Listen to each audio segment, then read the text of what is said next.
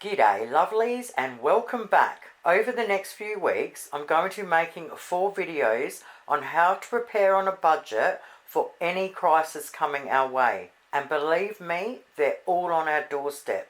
Whether it's a lockdown, Mother Nature, fires, floods, etc. World War III, hopefully it's a Cold War. If not, transport will stop with a snowball effect. If there's a shortage of petrol, prices will skyrocket. Stores will run low because suppliers can't go in and out of the country. We've already seen it happen. The banks can go down. How long can you survive on what you have at home if you couldn't obtain money for 2 weeks? If we are prepared, it puts us in the position to help out our fellow human beings who couldn't prepare, like those fighting just to get a roof over their head. We need to start looking out for each other now. No one is here to help us. We have to have everyone's backs, and it all starts at home. If we can't help ourselves, then we can't help others. So we need to prepare for our immediate household. Once we're prepared, we can then start preparing for extras to help others, whether it's family, friends, neighbours or complete strangers. So we've got full-bore thunderstorms starting here at the moment, so you have to excuse Ned if he goes off every now and again. And if the power goes out, I am prepared, and so will you be by the end of these videos. So the first video is part 1, the bare basics. And number 1 is petrol. First thing to do on payday is fill your tank. And there's a couple of reasons for that, like the fuel shortage, or there's an emergency and you have to get out of your area immediately, or we're in immediate lockdown and you have to go and collect family members, or your neighbours need to go get their dog. You don't want to be waiting at a servo in a massive line for 4 hours if you've only got 6 hours to do what you need to do. After the last lockdown, I'm sure there's a lot of people that thought if it happens again, I want to be locked down at my shack, or at my family's house, or at my girlfriend's, or you know what I mean? So if your car is full, you are not wasting all of those hours in line trying to get petrol. And the other reason is that it's cheaper to run your car when it's full. Now I would know this. I spent a good part of 3 decades driving around on empty. I was always putting juice in. Put it this way, when I first met my ex, a long time ago, I would drive him around. The car would start beeping and he'd be like, "What is that beeping?" I'd reply, "It's all good, it's just the fuel gauge." He looks across and says, "You're on empty. Hurry up and get to a servo. I'll even pay for the petrol if you can't." Which I replied, "Nah, we're all good. I got like 23 Ks left in the tank." So I like to practice what I preach. When I decided to do these videos a while back, I filled up the tank. So I used to put $20 in to go to Murray Bridge and back. The tank was always between empty and quarter when I put it in. When I would get back, it would be in the exact same spot that I started with. So it was costing me $20 to go to Murray Bridge and back. So when I filled the tank, I did it when I was going to Murray Bridge. When I got back, I filled the tank back up again just to see how much I used. And I couldn't believe it. It was $8 to fill it back up, compared to $20 to get there and back on empty. Now I know it's hard because it costs so much, but even if you do it over 2 checks, your first check, you want to fill it just over half, and then your second check, fill it up. And then after that, you'll be really surprised how cheap it is to keep filling it back up. Number 2, masks. Now masks are a really important thing to get now, because now you can buy them cheap and you can buy them in bulk. So when I first heard about the so-called virus, even before it got to Australia, I started prepping. I bought these masks and these other ones that I haven't even opened yet online. I don't remember where they came from. You might be able to write in what's written there and find them. But I bought them in bulk, and I remember they were only like $27 or $28. Everybody gave me crap. They're like, "Oh, what are you doing? You don't need all that sort of stuff." And that's the problem with opinions. Everybody's got one, but such is life. But when they made it that you couldn't go into a shop without a mask on, they started running out everywhere. And then when they come back in stock, the only place you could get them from at the time up here was the Servo. And they wanted $15 for 10 masks. So they're not a waste, and you can absolutely use them for other things anyway. But in the long run, you'll be saving yourself a ton of money. At the moment, we need a mask here in South Australia to go down the beach if you don't want to get crook. You're best off just buying a box for $28 online, and you'll have more than enough for everybody. Number 3, medications. Now all I need in my medicine cabinet is Advil for my migraines, fruit tingles for my heartburn, and a small first aid kit. So for me, I bought an extra box of Advil. I buy them from the chemist. You get them in the big 90 box for $20. I got these ones on special for $16.50. And if you've got a chemist warehouse anywhere near you, they're normally around $17 a box. Now compared to how much you pay to get a box of 10 or a box of 20, whether it's a supermarket or the Servo, the box of 90 for around $17 will save you heaps of money in the long run. And it's not just Advil. The chemists do bulk in everything, whether it's Panadol, Disprin, aspirin, you name it. If I run out of the ones I've got and it's in between paydays, I've now got backup. And then on payday, because I've started opening that box, I will go and replace it and put that one back behind it, and I've always got Advil. Same with your kids' Panadol. You'd have your kids' Panadol and you'll always have a new one behind it. When you go to crack that one, you always replace it on payday. That way, it doesn't matter what time of the week you need it for your kids, it's always there. And if we go into a lockdown, everyone's going to be crook, you've got it there. But if you're a different household, you've got to think of, asthma and pollen and hay fever and all that sort of stuff. And make sure you've got that one extra box of everything.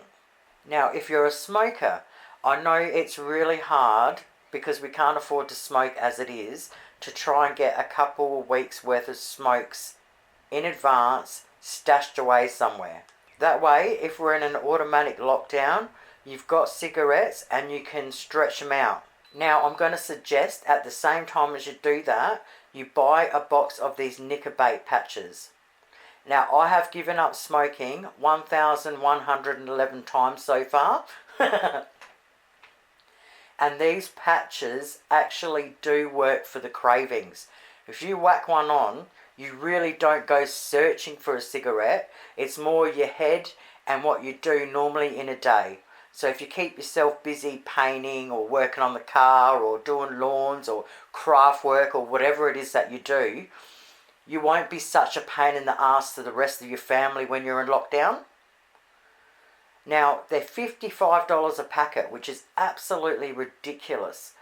But you can get them on script. So if you call your doctor and do a phone appointment or go in for an appointment, you can ask for the patches on script. Tell them that you smoke a lot, so they give you the strongest patches first.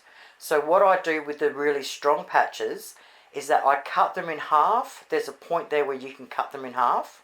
I only use half a patch a day, and that patch is way strong enough.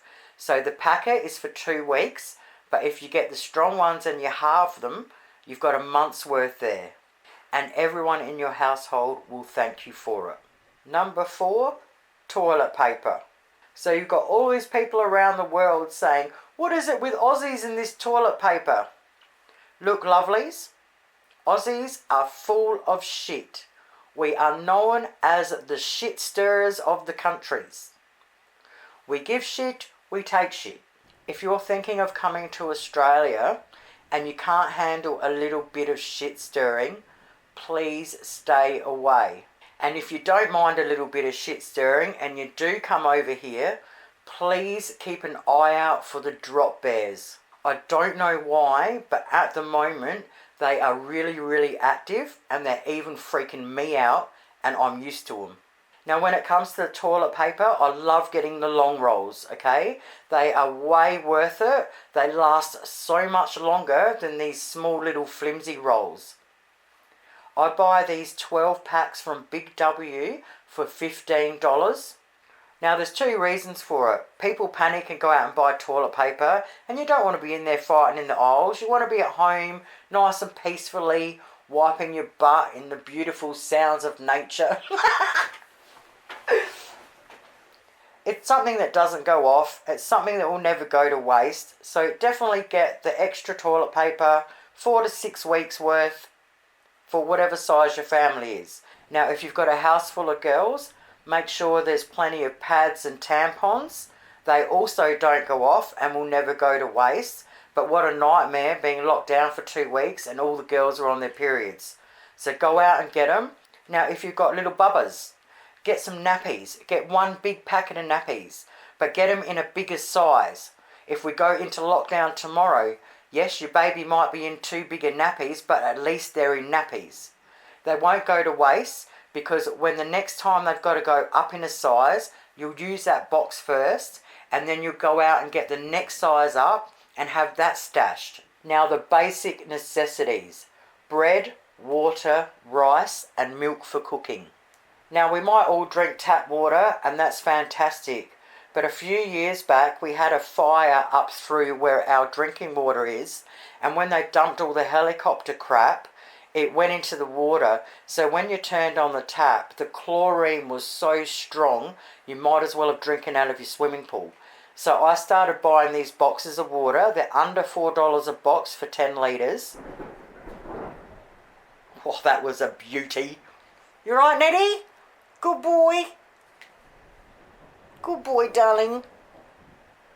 Alright, where was I at? I actually love thunderstorms, unless the lightning is straight above me, then I'm not so tough.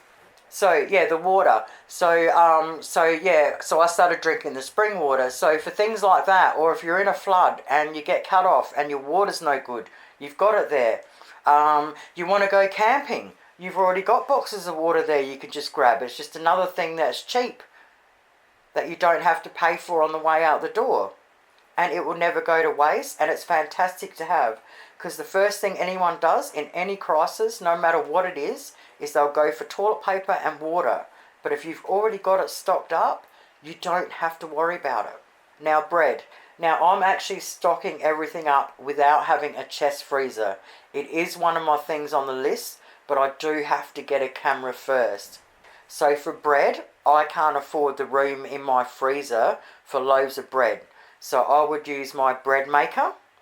And if you don't have a bread maker and you like cooking your bread in the oven, you cook it in the oven. Either way, you need to make sure you've got enough supplies to make bread for at least a week.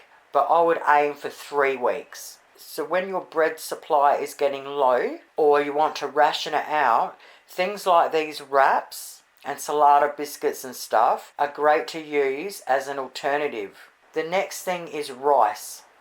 Now when it comes to rice, I've always bought it in the big 5 kilo bags. So the Basmati, I've always bought this brand for decades now.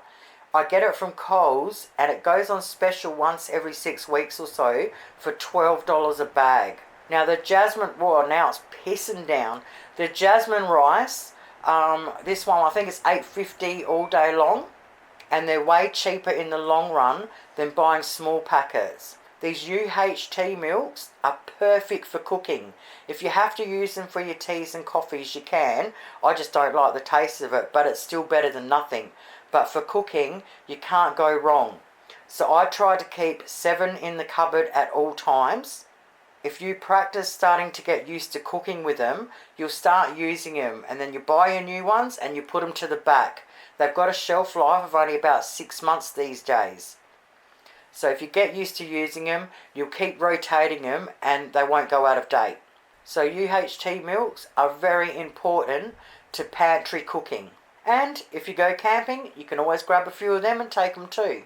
Now if you've got a baby, formula was starting to become a problem last time around. So try and keep that extra tin or 2 ahead. And once you've actually done that, it's brilliant, because if you run out during the week when you don't get paid, you've got your backups. Coffee and tea, some people like myself would say is a necessity. So I always have one can new at the back of the cupboard of Nescafe. As soon as I go to dive into that can, as soon as they go back on special for 22 bucks, I will buy another one and replace it. But I've got a few weeks easy that I can wait for it to go on special before I buy that next can. If you're into your teas or your Milo for your kids or whatever, get the extra can of everything. So last but not least for this section is your pets. If we were to be locked down tomorrow, do you have enough supplies for your pets for the next 2 or 3 weeks? If there's a shortage and the price skyrockets, do you have enough to weather it until the prices go down? So for me, I've only got my dog Ned. So with the dry dog food, I bought one extra 7 kilo every fortnight. So now if I run out of dog food, I can grab one, but I've got the luxury of waiting until they go on special again to replace that one I grabbed, and I will now never run out of dry dog food. So Neddy loves his snacks, so 2 packets would last a month. So I've got them there. If I break into them, I replace them on payday. He has now always got his snacks. And if we go into lockdown, Neddy's happy. Now Ned doesn't eat canned food. He eats meatloafs, and in my freezer, I've only got enough space to freeze a fortnight's worth at a time. So down the track when I get a chest freezer, I'll definitely get another fortnight's worth at least. But in case we go down into lockdown before I can get the chest freezer, I've been buying canned food. I've been getting these 1.2 kilos, whatever's on special on that week, and I've just been grabbing one every time I go shopping. And I've got 4 packets of cheap $1 pasta there. So my plan is, if we go into lockdown, I can use half a can of dog food a day, mixed in with his dry food, and I can make up a little bit of pasta or rice and mix that in with it, and he's got a nice filling meal every day. Alright lovelies, well that's the end of part 1. Hopefully there's a few things there you might not have thought about that you might be able to go out and do to prepare you for anything. So the next video will be part 2, filling the pantry cupboard. So have a lovely week, take care out there, and thank you so much for watching. Toodles!